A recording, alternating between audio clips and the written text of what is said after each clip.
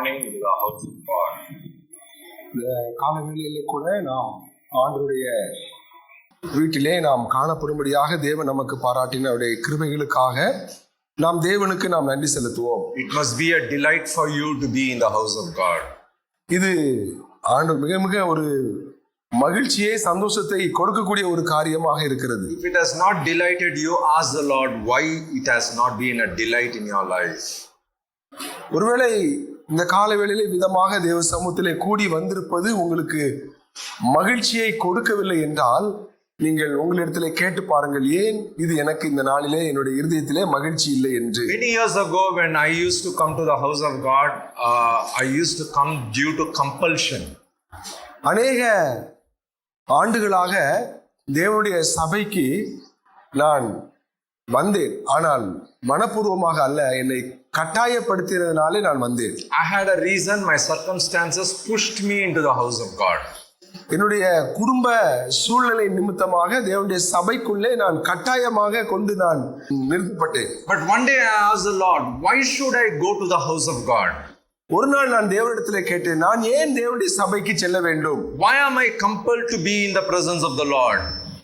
எதற்காக தேவ பிரசன்னத்திலே நான் இருக்கும்படி கட்டாயப்படுத்தப்படுகிறேன் என்று கேட்டேன். There is one thing which I realized, that the joy of the Lord was not there in me until I came to the house of God.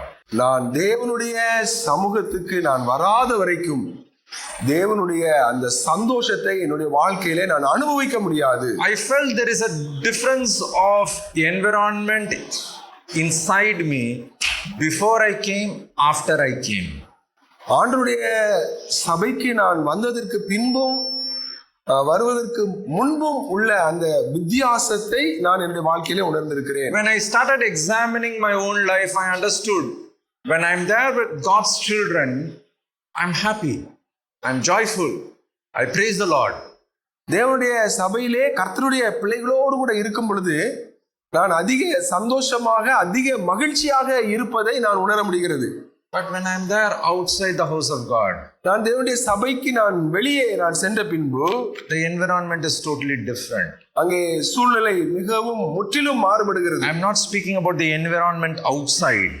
Environment என்று சொல்லும் பொழுது நான் வெளிப்படையான அந்த கால சூழ்நிலையை நான் சொல்லவில்லை. I'm saying the environment inside me. என்னுடைய இருதயத்துக்குள்ளே உண்டாகிற மாற்றத்தை நான் சொல்லுகிறேன். Sadness, அங்கே ஒரு கவலை வருகிறது, fear, ஒரு பயம் இருக்கிறது, anxiety, அங்கே ஒரு நடுக்கம் இருக்கிறது, fear of future, எதிர்காலத்தை குறித்து என்ன செய்வோம் என்கின்ற பயம் எனக்குள்ளே வருகிறது, fear of the present, இந்த நிகழ்காலத்தை குறித்த பயம் எனக்கு இருக்கிறது, consequences of the past. கடந்த காலத்தினுடைய தாக்கங்கள்.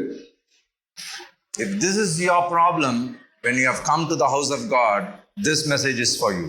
ஒருவேளை இப்படிப்பட்ட ஒரு மன நிலைமையோட நீங்கள் இங்கே இருப்பீர்களானால் இந்த நாளின் செய்தி உங்களுக்கு மிகவும் பிரயோஜனமாக இருக்கும். In 1 Corinthians chapter 11, 1 கொரிந்தியர் 11ஆம் அதிகாரம் verse 28, Paul says to the believers in Corinthians, he who eats and drinks in an unworthy manner eats and drinks judgment to himself, not discerning the Lord's body.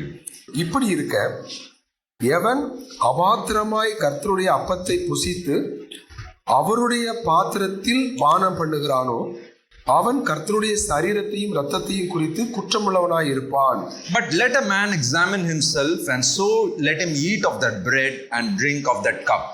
எந்த மனுஷனும் தன்னை தானே சோதித்து அறிந்து இந்த அப்பத்தில் புசித்து இந்த பாத்திரத்தில் பானம் பண்ண கடவன். This verse has been a hard-hitting verse in my own life. இந்த வசனம் என்னுடைய இருதயத்தை உடைக்கிற ஒரு வசனமாக என்னுடைய வாழ்க்கையிலே நான் அனுபவித்திருக்கிறேன். Let a man examine himself and let him take part of the bread and drink of that cup. எந்த மனுஷனும் தன்னை சோதித்தறிந்து பின்பாக இந்த கர்த்தருடைய பந்தியிலே இந்த பாத்திரத்திலே அவன் பங்கு கொள்ள வேண்டும். It's so easy for me to examine my brother, my sister in the Lord. எனக்கு மிகவும் எளிது என்றால் மற்றவர்களை, என்னுடைய மற்ற சகோதரர்களை சகோதரிகளை அவர்களை நான் சோதித்து அறிவது எனக்கு மிக எளிது. It is a human nature. அது ஒரு மனித இயல்பு. Trying to examine other people. மற்றவர்களை அவங்க எப்படி இருக்கிறாங்க, இவங்க எப்படி இருக்கிறாங்கன்னு சொல்லி மற்றவர்களை ஆராய்ந்து பார்ப்பது மனித இயல்பு. But examining oneself is the most difficult, and if you didn't find it difficult, then means you are not examining yourself. என்னை நானே ஆராய்ந்து பார்ப்பது என்பது மிக மிக ஒரு கஷ்டமானது, ஒரு கடினமானது. ஒருவேளை அது கடினமா உங்களுக்கு தோன்றவில்லை என்றால் நீங்கள் இது நாள் வரைக்கும் அதை உங்களை ஆராய்ந்து பார்க்கவில்லை என்று அர்த்தம். Yesterday we were seeing about one type of ear which we have, which is known as the uncircumcised ear. நேற்று மாலையிலே நாம் விருத்த சேதனம் இல்லாத செவி என்கின்றதை குறித்து நாம் தியானித்தோம். Uncircumcised ear shows a spirit of rebellion is already formed in me, but it is covered very well with hypocrisy. விருத்த சேதனம் இல்லாத செவி என்று சொல்லப்படுவது அது எப்பொழுதுமே எதிர்ப்பை, ஒரு விரோதத்தை, ஒரு எதிர்ப்பை வெளிப்படுத்திக் கொண்டே இருக்கும். ஆனால் அது வெளியே தெரியாதபடிக்கு மாய்மாலத்தினாலே மூடப்பட்டிருக்கும். I know how to live my life. I know how to move in this direction. I know my future. I have wisdom. Covered totally with self-confidence away from God. அந்த விருத்த சேதனம் இல்லாத செவி என்பது என்னுடைய வாழ்க்கையை என்னுடைய இஷ்டத்தின்படி தான் நான் நடத்துவேன், எனக்கு ஞானம் இருக்கிறது, இவர்கள் சொல்வதின்படி அல்ல, என்னுடைய பலத்தின்படி என்னுடைய வாழ்க்கையை நான் கட்டுவேன் என்று சொல்லி நம்முடைய சுய பலத்தினாலே நம்முடைய வாழ்க்கையை, குடும்பத்தை கட்டுவது. I showed you many testimonies of how people can build their life to a point and after that realize that everything what they built it for last 30 years, 40 years is a waste of time and energy if it is not in the will of God. நேற்று மாலையிலே அநேக உதாரணங்கள் மூலமாக, அநேக குடும்ப சாட்சிகள் மூலமாக இந்த விருத்த சேதனம் இல்லாத செவி என்கின்ற காரியத்தை உங்களுக்கு நான் விளக்கி காட்டினேன். அநேக குடும்பங்கள் தங்களுடைய சுய பலத்திலே, அவர்கள் தங்களுடைய சொந்த ஞானத்திலே தங்களுடைய வாழ்க்கையை கட்டிவிட்டு 30 ஆண்டுகள் கழித்து அவை முழுவதும் வீணாய் போனதையும் வேதனை உள்ளதாக மாறினதையும் நேற்று மாலையிலே உங்களுக்கு நான் அநேக உதாரணங்கள் மூலமாக நான் உங்களுக்கு சுட்டி காட்டினேன். God willing, in a matter of 3-4 years, I'm already started writing a book on that, trying to prove by the grace of God that how, if you are not in the will of God, your whole life can be a wastage all through your life. நான் சமீபத்தில் நான் ஒரு 4 ஆண்டுகளாக ஒரு புத்தகத்தை நான் எழுதி கொண்டிருக்கின்றேன். தேவனுடைய சித்தத்தின்படி உங்களுடைய வாழ்க்கை அமையாவிட்டால் நீங்கள் முழுவதுமாக உங்களுடைய ஆவிக்குரிய வாழ்க்கை நஷ்டப்பட்டு போய்விடும்.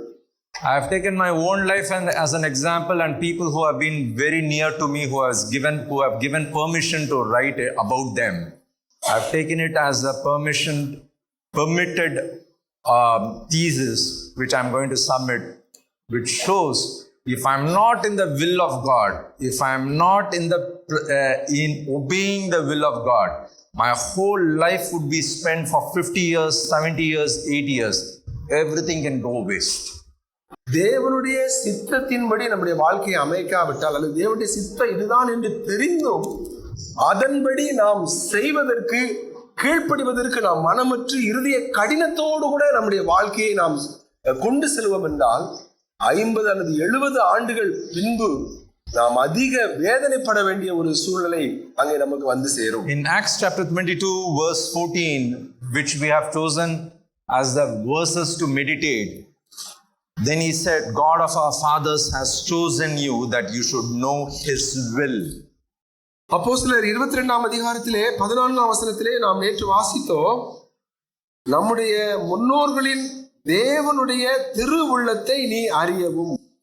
Chosen you that you should know his will. தேவனுடைய திருவுள்ளத்தை நீ அறிய அவர் உன்னை முன்னமே தெரிந்து கொண்டார். தெரிந்து கொண்டார். How many of you believe that God has chosen you? எத்தனை பேர் விசுவாசிக்கிறீர்கள் தேவன் உங்களை தெரிந்து கொண்டார் என்று? God has chosen you. ஆண்டவர் உங்களை தெரிந்தெடுத்திருக்கிறாரா? He died for you on the cross. அவர் உங்களுக்காக சிலுவையிலே மரித்திருக்கிறார். He shed your precious blood. அவர் அவருடைய விலையேறப்பட்ட இரத்தத்தை சிந்தி இருக்கிறார். You accepted him as your personal Lord and Savior. ஆண்டவராகிய இயேசு கிறிஸ்துவை நீங்கள் தனிப்பட்ட விதத்திலே இரட்சகராக நீங்கள் ஏற்றுக்கொண்டீர்கள். You obeyed in the waters of baptism. நீங்கள் மூழ்கி ஞானஸ்நானம் எடுத்திருக்கிறீர்கள். You come to the house of God. நீங்கள் தேவனுடைய சபைக்கு வந்திருக்கிறீர்கள். You take part in the Lord's table. நீங்கள் கர்த்தருடைய பந்தியிலே பங்கு கொள்கிறீர்கள். You go to Timarajapuram for ministry. அங்கே திம்மராஜபுரத்தில் நடக்கிற ஊழியங்களிலே போய் உற்சாகமாக பங்கு கொள்கிறீர்கள். You do everything perfectly well. எல்லாவற்றையும் நீங்கள் நேர்த்தியாக செய்து கொண்டிருக்கிறீர்கள். But if I don't surrender my life or keep Lord as the Lord of my life, everything will go waste. ஆனால் உங்களுடைய தனிப்பட்ட வாழ்க்கையை தேவனுக்கு நீங்கள் அர்ப்பணிக்காவிட்டால் நீங்கள் கடந்த காலங்களிலே செய்த எல்லா கிரியைகளும் வீணாய் போய்விடும்.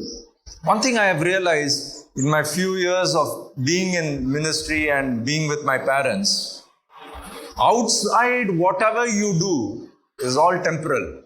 Real Christian life is how you live it in your private life.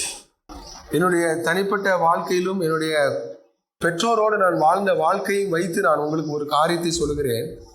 நீங்கள் வெளிப்படையாக வாழ்கிற வாழ்க்கை அது முக்கியமல்ல.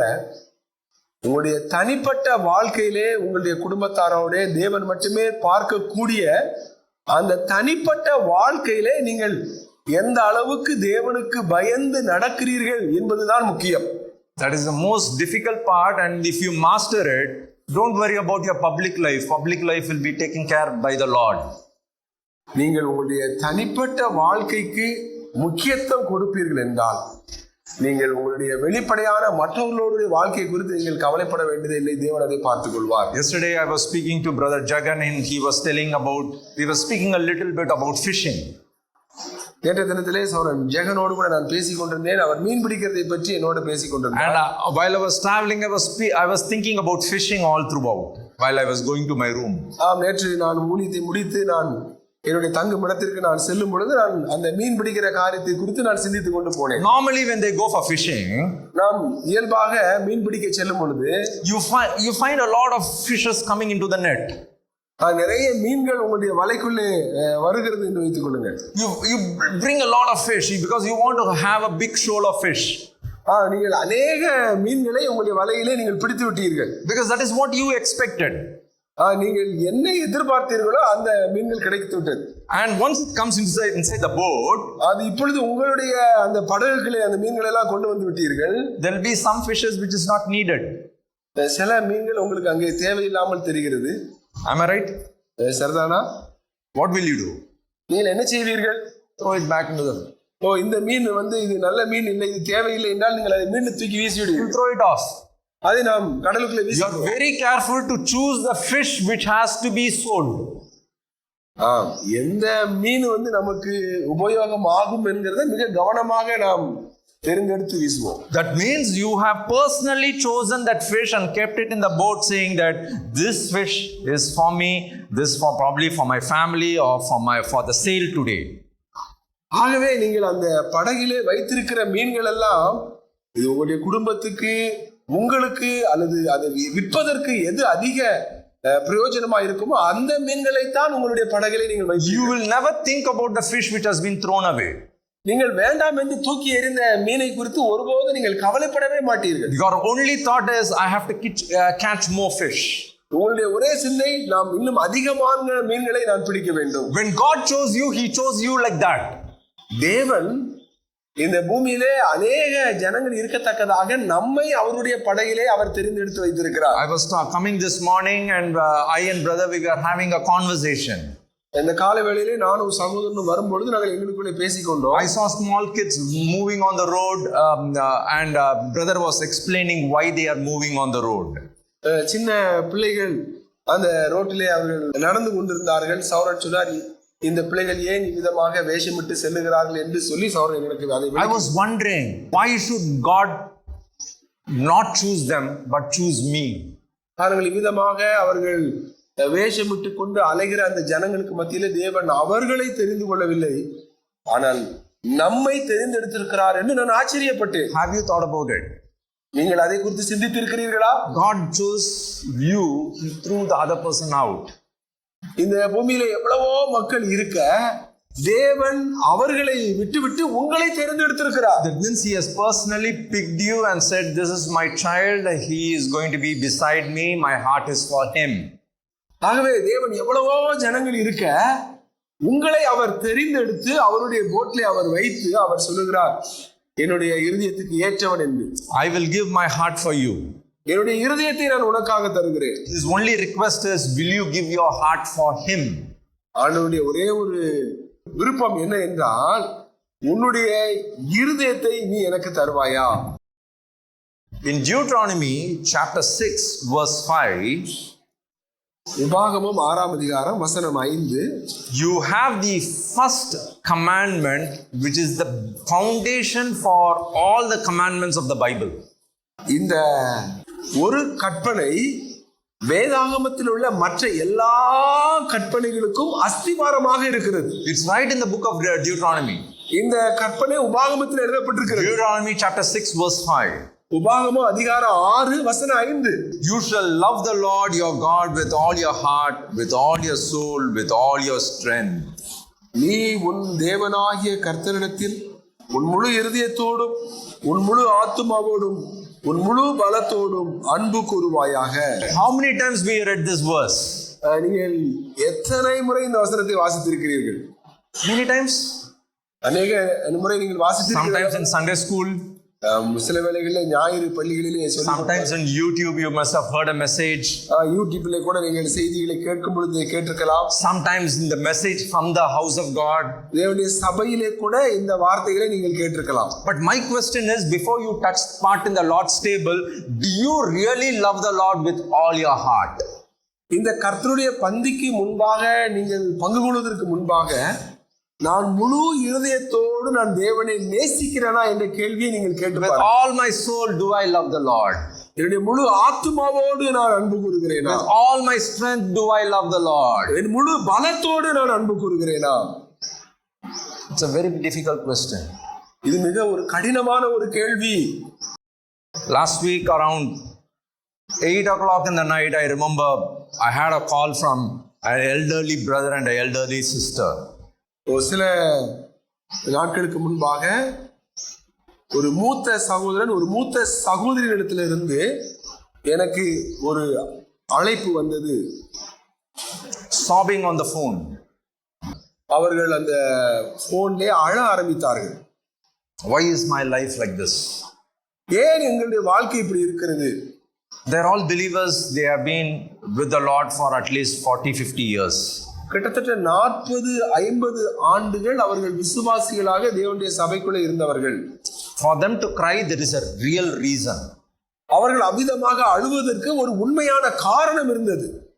And that reason was so valid, because if it happens in my life, I will also be crying. அப்படி ஒரு சூழ்நிலை என்னுடைய வாழ்க்கையில நடந்திருக்குமா, நிச்சயமாக நானும் கூட சத்தமிட்டு அழுதிருப்பேன். They lost their children simultaneously and they both died last year. அவர்கள் தங்களுடைய 2 பிள்ளைகளையும் கூட அவர்கள் இறந்து போனார்கள், அவர்கள் மரிக்க கொடுத்து விட்டார்கள். So they were not able to bear that pain. அந்த வலியை அந்த வேதனையை அவர்களாலே தாங்கிக் கொள்ள முடியவில்லை. 6 months have passed, but they are not able to bear that pain. 6 மாதங்கள் கடந்தது, ஆனாலும் கூட அந்த இழப்பை அவர்களாலே தாங்க முடியவில்லை. 9 months passed, they are not able to bear that pain. 9 மாதங்கள் ஆகிவிட்டது, ஆனாலும் அவர்கள் தங்களுடைய அந்த இழப்பை அவர்களாலே மறக்க முடியவில்லை. When the funeral was happening, the husband couldn't understand what was happening there. அங்கே அடக்க ஆராதனை நடந்து கொண்டிருக்கும் பொழுது இங்கே என்ன நடக்கிறது என்பதை அந்த மூத்த சகோதரனாலே நிதானிக்க முடியவில்லை. He had a stroke then. அவருக்கு அங்கே ஸ்ட்ரோக் வந்து விட்டது. After burial, he never knew that his son is buried. அங்கே அடக்க ஆராதனை நடக்கிறது, ஆனால் தன்னுடைய மகன்தான் அடக்கம் பண்ணப்படுகிறான் என்று அவருக்கு தெரியவில்லை. I told the sister, please don't bring him to the cemetery. அந்த கல்லறை குழிக்கு அவரை கொண்டு வர வேண்டாம் என்று சொன்னேன். let us go with the other believers, but because he is not well, it's better not to take him.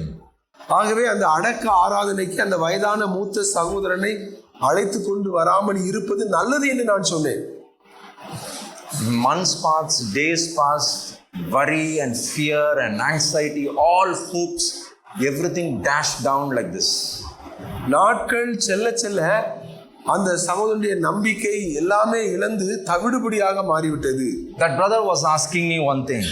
அவர் என்னிடத்திலே ஒரு காரியத்தை கேட்டார். My son spoke to you 24 hours before his death.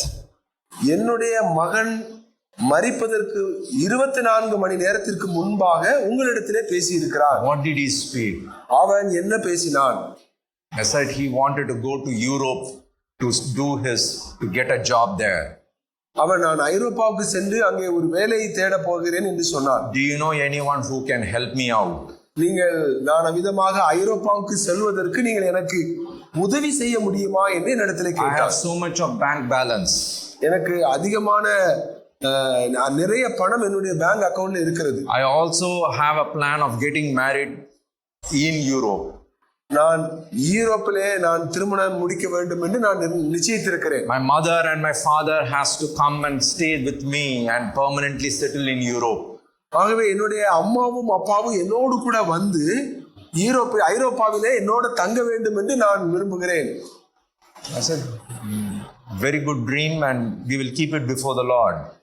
ஆகவே இது நல்ல ஒரு விருப்பம், இதை நாம் ஆண்டவருடைய சமூகத்திலே வைத்து ஜெபிப்போம் என்று சொன்னேன். After 24 hours, many things happened in that night when he went with his friends in midnight. இந்த 24 மணி நேரத்திற்குள்ளாக அநேக காரியங்கள் நடந்து முடிந்தது. குறிப்பாக அந்த நடுஇரவு வேளையிலே He went with his friends in midnight and he had his enjoyment and his entertainment. தன்னுடைய நண்பர்களோடு கூட சேர்ந்து அந்த நடு இரவிலே அவன் அதிக சந்தோஷமாக இருக்க வேண்டும் என்று அவன் இருந்திருக்கிறான். Parents were not worried about it because they had all confidence on him.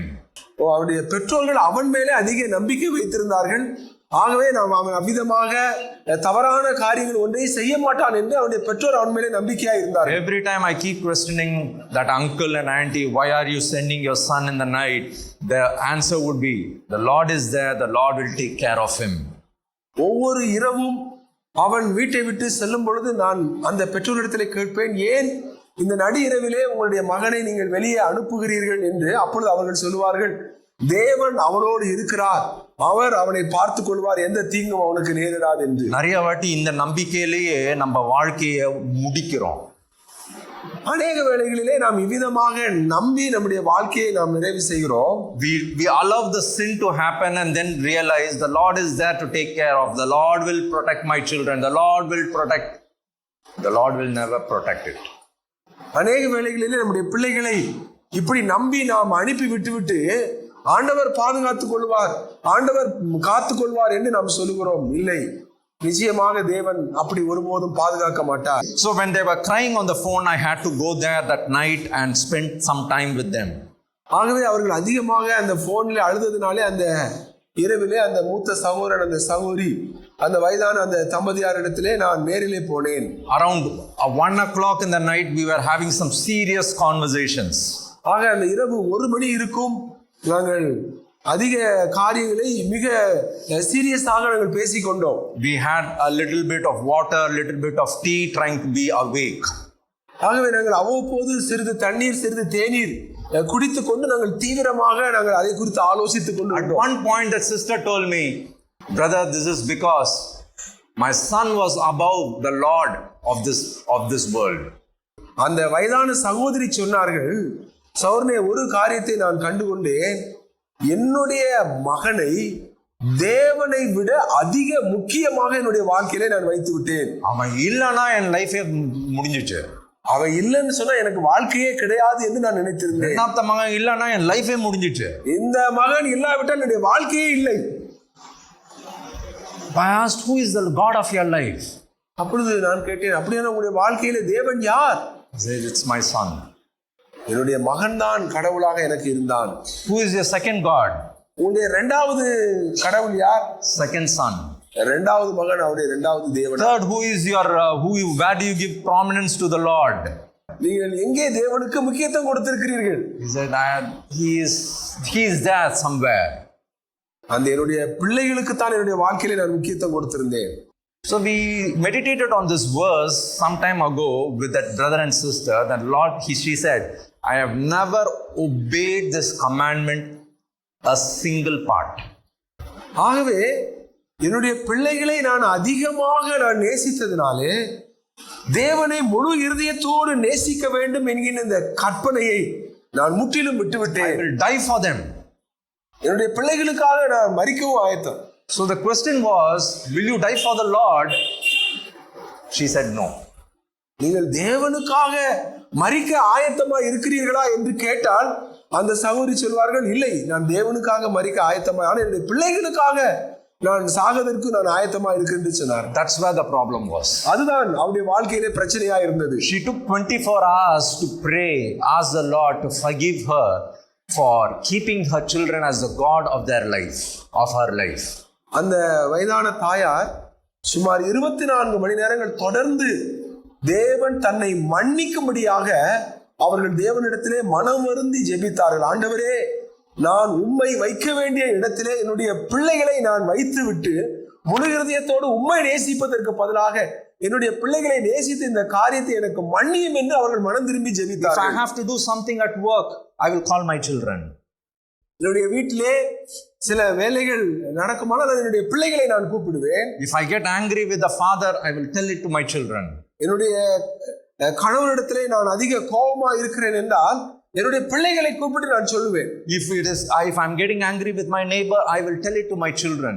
நான் என்னுடைய பக்கத்து வீட்டாரோடு கூட ஏதாவது பிரச்சனை வரும் என்றால் நான் உடனடியாக என்னுடைய பிள்ளைகளை கூப்பிட்டு அந்த பிரச்சனையை நான் அவர்களிடத்திலே தான் நான் சொல்லுவேன். He was my comforter. அந்த பிள்ளைகள் தான் எனக்கு ஆறுதல்.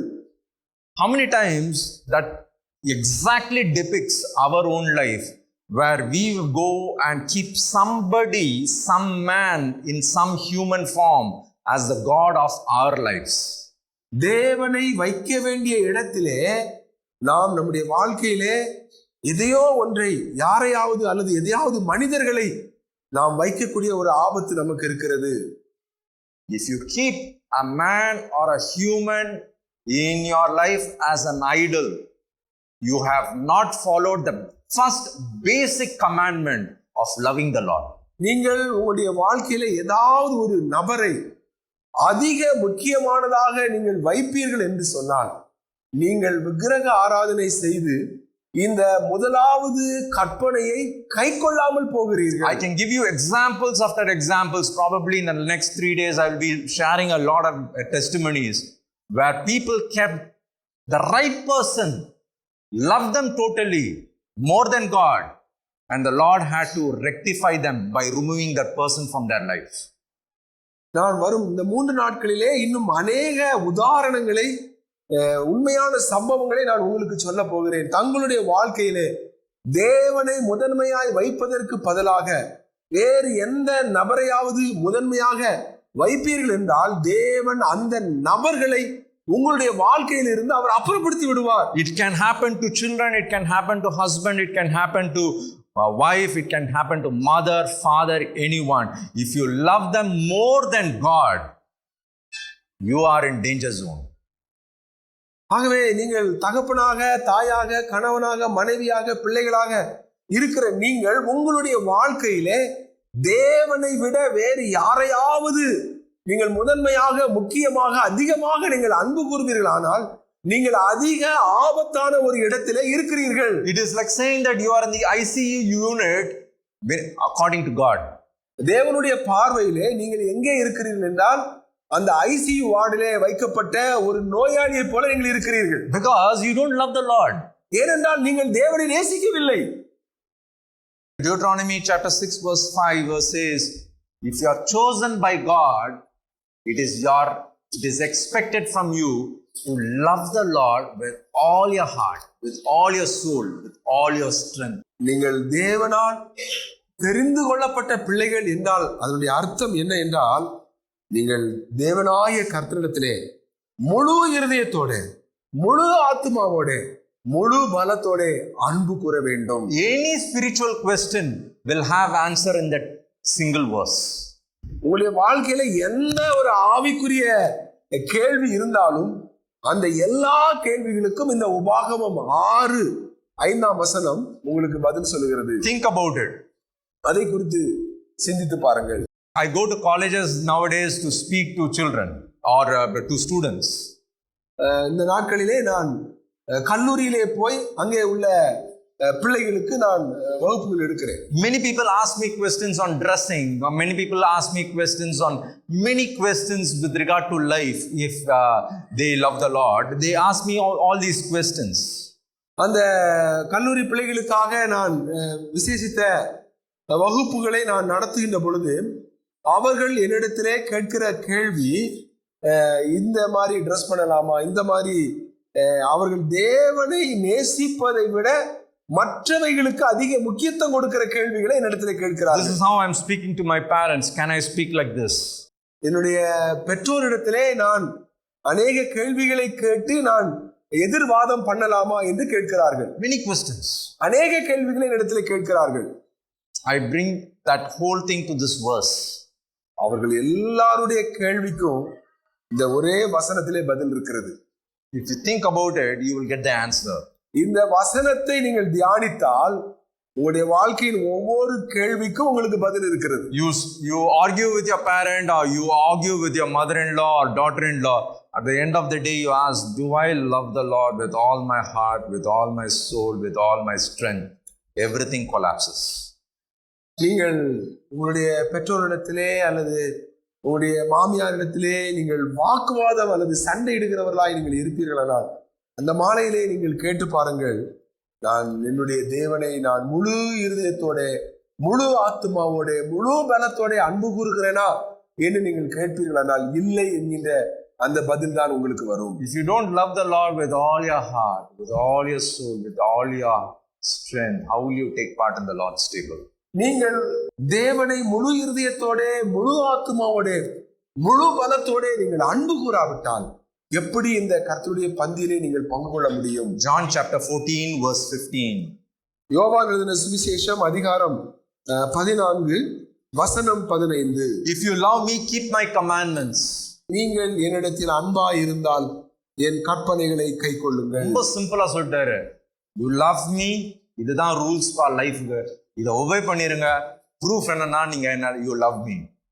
ஆண்டவர் சொல்லிட்டார், இதுதான் வாழ்க்கையினுடைய நடைமுறை சட்டம். நீங்க என்கிட்ட அன்பா இருந்தீங்கன்னு சொன்னா இந்த கற்பனைகளை கைக்கொள்ளுங்கள். See, he has given us the rule book. He has told us this is how the rules are. You just follow it. I love you. That's what the Lord says. ஆண்டவர் அநேக சட்டங்களை அவர் நமக்கு கொடுத்திருக்கார், நிறைய ரூல்ஸ் கொடுத்திருக்கிறார். அது எல்லாமே எப்படின்னா அவர் அன்பு கூறுகிறதுலே நிறைவேற்றப்படுகிறது. அதனாலதான் you have to read God's word. ஆகவே தான் நீங்கள் தினமும் தேவனுடைய வசனத்தை வாசிக்க வேண்டும். You can hear God's word, you can meditate God's word, but most important, read and meditate God's word. நீங்கள் தினமும் வேதத்தை வாசிக்கலாம், ஆனால் உங்களிடத்திலே நான் கேட்டுக்கொள்கிற காரியம் என்னவென்றால் நீங்கள் தேவனுடைய வசனத்தை வாசித்து அதை தியானிக்க வேண்டும்.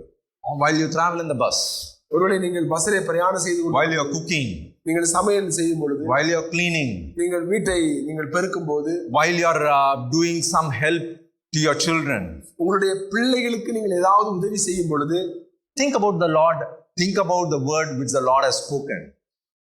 அந்த நாளிலே நீங்கள் தியானித்த பகுதியிலிருந்து தேவன் உங்களோடு என்ன பேசினாரோ அதை நீங்கள் தியானித்துக் கொண்டே இருங்கள். Did I obey the Lord? நான் அந்த வார்த்தைக்கு தேவனுக்கு கீழ்ப்படிகிறேனா? If I love the Lord, I obey the Lord. நான் இப்பொழுது தேவனை நேசிப்பேனானால் நான் தேவனுடைய வார்த்தைக்கு நான் கீழ்ப்படிவேன். Let me say that life in this world is very tough. இந்த உலகத்திலே நம்முடைய வாழ்க்கை மிக கடினமாக இருக்கிறது. If you are living as a Christian in this world, it is very tough. ஒரு கிறிஸ்தவனாக இந்த உலகத்திலே வாழ்வது அதிக ஒரு கடினமான ஒரு காரியம். It is quite challenging. இது ஒரு பெரிய ஒரு சவால். Why? ஏன்? You have the light, around you there is darkness. நாம் வெளிச்சமா இருக்கிறோம், நம்மை சுற்றிலும் இருளான ஒரு சூழ்நிலையிலே. Darkness will never go with light. ஆகவே இருள் ஒருபோதும் ஒளியை பற்றி கொள்ள முடியாது. And light will never go with darkness. ஒருபோதும் ஒளியானது இருளை பின்பற்றி போகாது. மிக்ஸே ஆக முடியாது. அது ரெண்டுமே இணையவே செய்யாது. அப்படி மிக்ஸ் ஆனா ஏதோ ஒண்ணு டிமாண்ட். அப்படி ஒளியும் இருளும் ஒன்று இணைந்து விட்டது என்றால் அந்த ஒளியானது அது அணைந்து போகிறது என்று அர்த்தம். If that is the challenge which I have in this world, unless I have the Spirit of Christ, the Spirit of God in my life, I can never live a victorious life living in this world. தேவ ஆவியானவருடைய பலத்தினாலே மட்டும்தான் ஒரு வெற்றியான வாழ்க்கையை இந்த உலகத்திலே நாம் வாழ முடியும். அதனாலதான் உலகம் சொல்ற self confidence will never work in Christian life. உலகத்துல சொல்றாங்க பாத்தீங்களாங்க, உன்னால முடியும் அந்த செல்ஃப் கான்பிடன்ஸ், உன்னால சாதிக்க முடியும் என்று சொல்லுகின்ற அந்த ஒரு நம்பிக்கை கிறிஸ்தவ வாழ்க்கையில எந்த பயனையும் பலனையும் தராது. சும்மா ஆன் பண்ணி பாருங்க யூடியூபர் ஷார்ட்ஸ், ஃபர்ஸ்ட் ஷார்ட்டா என்ன இருக்கும்? உன்னால முடியும்பா, செல்ஃப் கான்பிடன்ஸ், நீதான் தெய்வன் அப்படி சொல்லிட்டு பூஸ்ட் பண்ணுவாங்க. நீங்க எங்கேயும் நீங்க வாட்ஸ்அப்லயோ யூடியூப்லயோ பாத்தீங்கன்னா அநேக கோட்டு வரும். அந்த வார்த்தைகள்லாம் பாத்தீங்கன்னா, நீ நினைச்சா சாதிக்க முடியும், உன்னால முடியும், நீ நினைச்சா எல்லாமே முடியும் என்று. ஆனால் அவைகள் கிறிஸ்தவ வாழ்க்கைக்கு உதவாது. ஸ்கூல்ல போய் படிங்க, they say that you can do it, you will become a great man, your strength is there, that is more than enough. பள்ளிக்கூடத்திலே அவர்கள் சொல்லுவார்கள், நீ நினைச்சினா ஃபர்ஸ்ட் ரேங்க் வந்துடலாம், நீ நினைச்சா சாதிக்க முடியும், நீ நினைச்சினா மாவட்டத்திலே நீ முதல் ஆளா வந்துடலாம், மாநிலத்திலே முதல் ஆளா வந்துடலாம்னு சொல்லி பள்ளிக்கூடத்திலே உங்களை உற்சாகப்படுத்துவார்கள். In college, that is what they say. இதே வார்த்தையை கல்லூரியிலே அவர்கள் சொல்லுவார்கள். Higher level, when you get into a job, they also say like that. ஒருவேளை நீங்கள் படித்து முடித்து ஒரு உயர்ந்த வேலைக்கு போகும் பொழுது அங்கேயும் கம்பெனில கூட அப்படித்தான் சொல்லுவார்கள். Once you get married, the people around you say that, oh, you can still live an amazing life with this person. ஆகவே ஒருவேளை நீங்கள் அடுத்து திருமணம் முடியும் போது கூட உங்களை சுற்றிலும் இருக்கவர்கள் சொல்லுவார்கள், நீ ஒரு சிறப்பான வாழ்க்கை வாழ முடியும், உன்னால் முடியும் என்று. Christian life is not based on that. It is not based on that statement. கிறிஸ்தவ வாழ்க்கை இந்த சுய பலத்தினாலே முடியும் என்பதின் அடிப்படையிலே ஒருபோதும் அமையவே இல்லை. The day you think that with my confidence I can live my life, that is the day of my failure, one step below. என்னால முடியும், நான் சாதிச்சிடுவேன் என்று நாம் எப்பொழுது நம்முடைய இருதயத்திலே நாம் சிந்தித்து அதன்படி நாம் கிறிஸ்தவ வாழ்க்கையை நாம் வாழ முற்படும் பொழுது ஆவிக்குரிய வாழ்க்கையிலே நாம் ஒருபடி நாம் கீழே இறங்குகிறவர்களாக மாறுகிறோம். ஆவிக்குரிய வாழ்க்கை மட்டும் இல்ல, லைஃபே கீழே வந்துரும். Your life, you will find something that you have to put all your effort, all your strength, nothing will happen. Only hard work will happen, that's all. நீங்கள் கடினமாக முயற்சி செய்யலாம், ஆனால் ஒரு ஆவிக்குரிய பலனும் ஏற்படாது. That's why Paul says when he came to Romans chapter 12, அதைத்தான் அப்போஸ்தலனாகிய பவுல் ரோமர் 12ஆம் அதிகாரத்திலே சொல்லுகிறார். He had all the knowledge of Gamaliel in his head. அவர் கமாலியலுடைய பாதத்தின் கீழே அமர்ந்து தன்னுடைய மூளை அறிவிலே அவர் அநேக அறிவை அவர் பதித்து வைத்திருந்தார். He brought all the brothers and sisters to the jail. அவர் அநேக விசுவாசிகளை சிறைச்சாலையிலே கொண்டு வந்து போடுகிறவராய் இருந்தார். But why suddenly no strength? ஆனால் திடீரென்று அவர் பலனற்று போனார். He comes to the Lord, and on the way he meets the Lord, he sees the light. But why after that there is no strength in him? அவர் தமஸ்கு வீதியிலே குதிரையிலிருந்து கீழே விழுந்து அந்த ஒளியின் மூலமாக தேவனை சந்தித்த பொழுது அவர் முழுவதும் பலனற்று கைலாகு கொடுக்கிறவர்கள் அவரை தூக்கி கொண்டு போகக்கூடிய அளவுக்கு ஏன் பலவீனராக அவர் மாறினார்? Why? ஏன்? There is a reason. ஒரு காரணம் உண்டு. Before he goes to Jerusalem, the time he spent time with the Lord, he had surrendered his body, soul, strength to the Lord. அவர் விதமாக அந்த தமஸ்கு வீதியிலே அவர் தேவனை சந்தித்த பொழுது தன்னுடைய ஆவி, ஆத்மா, சரீரம் முழுவதையும் அவர் தேவனுக்கு அர்ப்பணித்து விட்டார். From that road incident till he goes to the Jerusalem church, during that time period, he had surrendered his body, soul and his strength. இவ்விதமாக அவர் தமஸ்கு வீதியிலே தேவனை சந்தித்ததிலிருந்து மீண்டும் அவர் எருசலேம் தேவாலயத்துக்கு வரும் வரைக்கும் தன்னை பூரணமாக தன்னுடைய ஆவி, ஆத்துமா, சரீரத்தை பவுல் தேவனுக்காக ஒப்பு கொடுத்தார். He had Gamaliel wisdom. அவரிடத்திலே அந்த கமாலியலின் பாதத்தின் கீழே இருந்து கற்றுக்கொண்ட அநேக ஞானம் இருந்தது. He had a good physical body. அவருக்கு நல்ல சரீர பலன் இருந்தது. But everything he surrendered. அவர் எல்லாவற்றையும் ஆண்டவருடைய பாதப்படியிலே ஒப்பு கொடுத்தார். That's why when he wrote Romans chapter 12 verse 1, ஆகவே அவர் ரோமர் 12ஆம் அதிகாரம் 1ஆம் வசனத்தில் எழுதுகிறார், கெஞ்சி கேட்கிறார், I beseech you therefore by the mercies of God, brethren, by the mercies of God, that you present your bodies a living sacrifice, holy, acceptable to God, which is your reasonable service.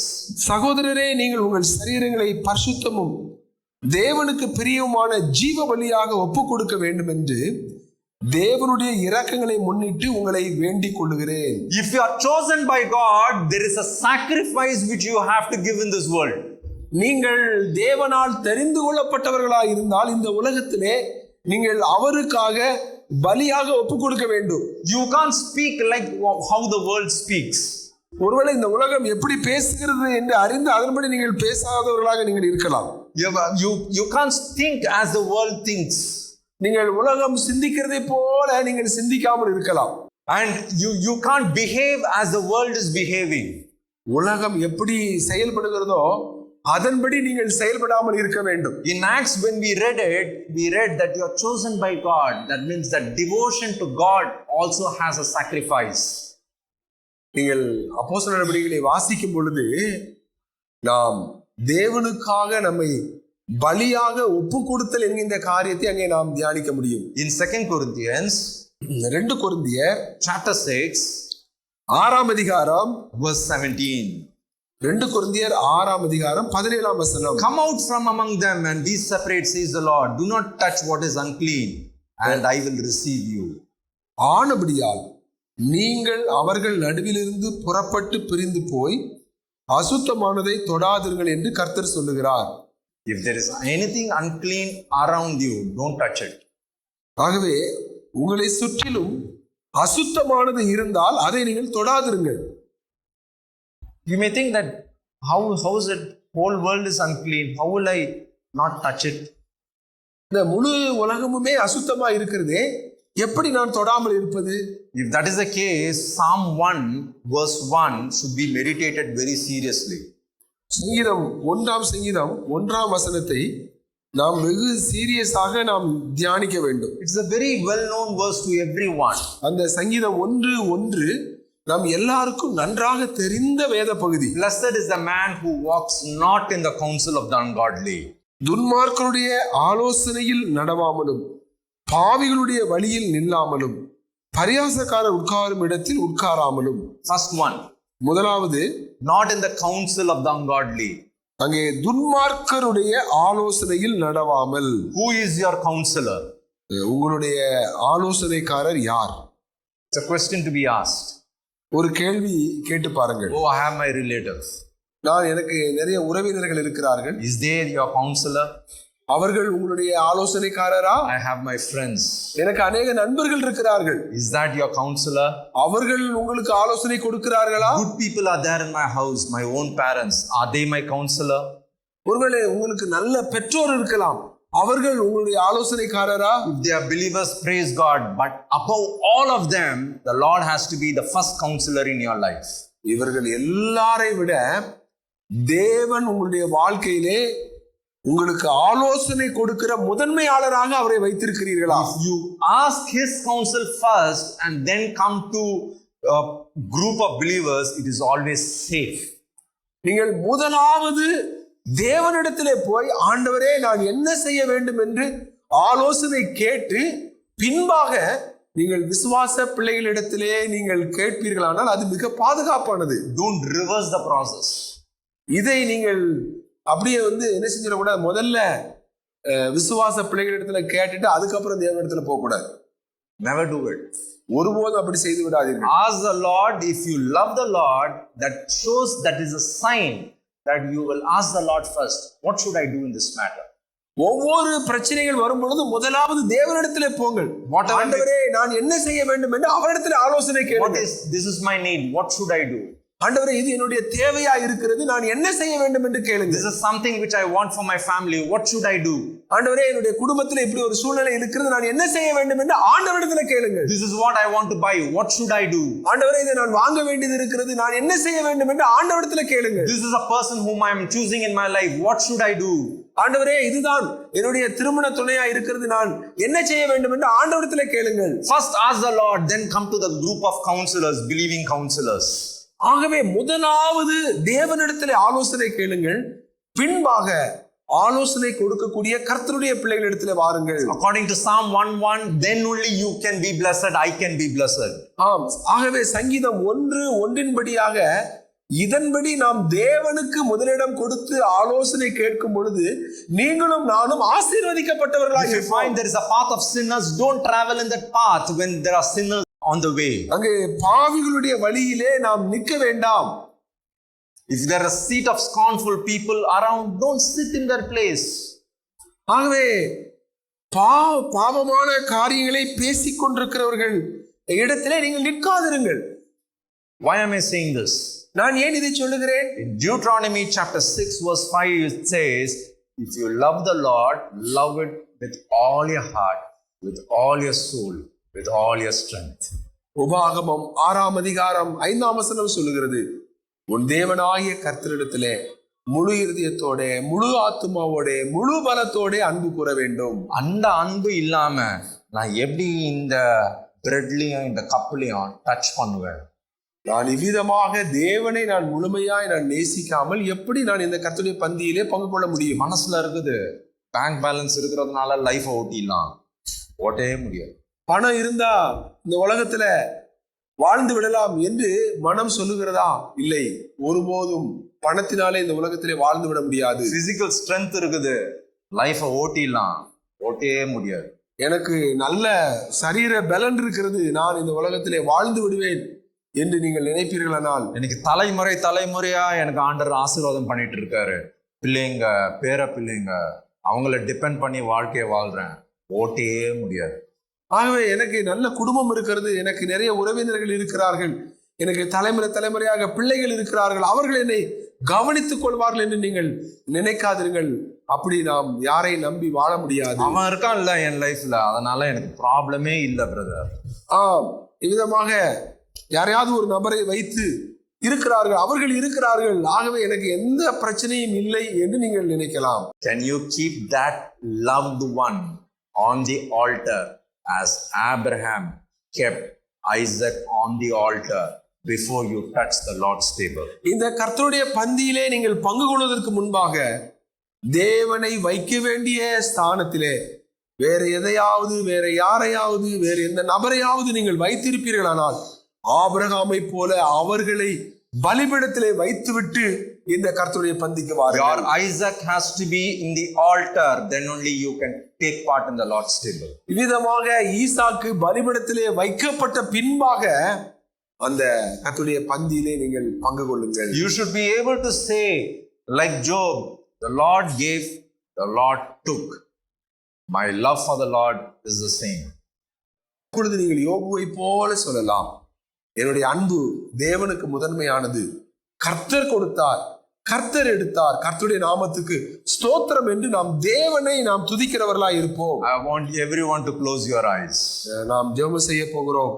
Don't take part in the Lord's table carelessly. கர்த்தருடைய பந்தியிலே கவலையினமாக நீங்கள் பங்கு கொள்ள வேண்டாம். Because I took for so many months, it is a habit to come to the Lord's table. Don't have that thought and take part in the Lord's table. ஒருவேளை நீங்கள் நான் பழக்கமாக இந்த கர்த்தருடைய பந்தியிலே நான் தொடர்ச்சியாக நான் பங்கு கொண்டு இருக்கிறேன், ஆகவே இந்த வாரத்திலும் நான் கர்த்தருடைய பந்தியிலே பங்கு கொள்ளுவேன் என்று நினைத்து நீங்கள் பங்கு கொள்ளாதிருங்கள். Examine yourself. உங்களை நீங்கள் சோதித்து அறியுங்கள். Examine yourself. உங்களை நீங்களே ஆராய்ந்து பாருங்கள். I have been chosen by God. நான் தேவனால் தெரிந்து கொள்ளப்பட்டவன். God loves me.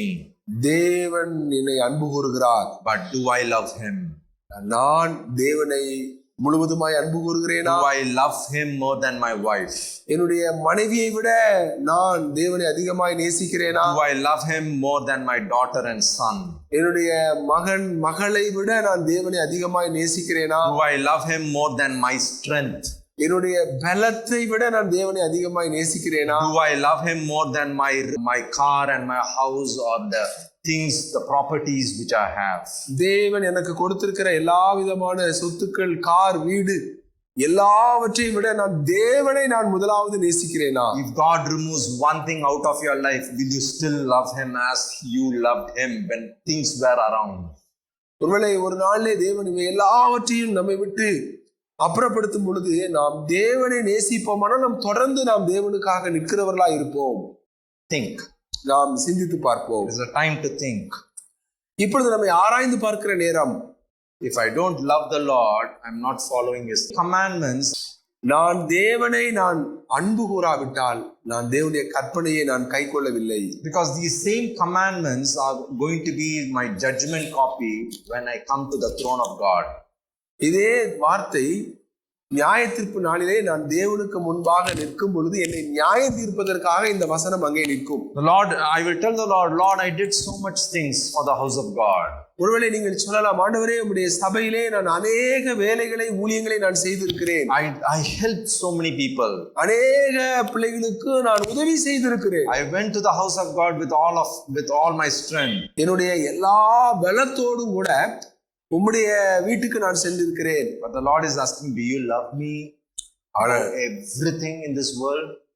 ஆண்டவர் அப்பொழுது கேட்பார், இந்த உலகத்தில் உள்ள எல்லாவற்றையும் விட நீ என்னிலே அன்பாய் இருக்கிறாயா? He will on the movie and show you, these are the things which you loved and these are the people whom you depended on when you lived in this world. அப்பொழுது அது நியாய தீர்ப்பிலே அவர் ஒரு படத்தை போல காட்டுவார். நீ என்னை விட எந்தெந்த பொருட்கள் மேலே முக்கியத்துவம் வைத்தாய், என்னை விட நீ எந்தெந்த நபர்களை நீ சார்ந்து கொண்டாய் என்று அப்பொழுது தேவன் ஒரு படத்தை போல நமக்கு எடுத்து காட்டுவார். Oh believer, it will be a painful experience after living so many years in this world. எனக்கு அருமையான சகோதரனே, சகோதரியே, இந்த உலகத்திலே அநேக நாட்கள் நாம் வாழ்ந்த பின்பு இது நடக்கும் என்றால் இது நமக்கு அதிக வேதனையான வலியை தரக்கூடிய ஒரு காரியமாக இருக்கும். Tell the Lord, Lord, for the past few days or past few months or years, I loved many things apart from you. Confess it before the Lord, then take part in the Lord's table. ஆகவே நாம் ஆண்டவரிடத்திலே கர்த்தருடைய பந்திக்கு முன்பாக வரும்பொழுது சொல்லுவோம், ஆண்டவரே நான் உம்மை விட நான் இந்த பொருட்கள் மேலே, இந்த நபரை ஆண்டவரே நான் அதிக முக்கியமாக நான் வைத்து விட்டேன்.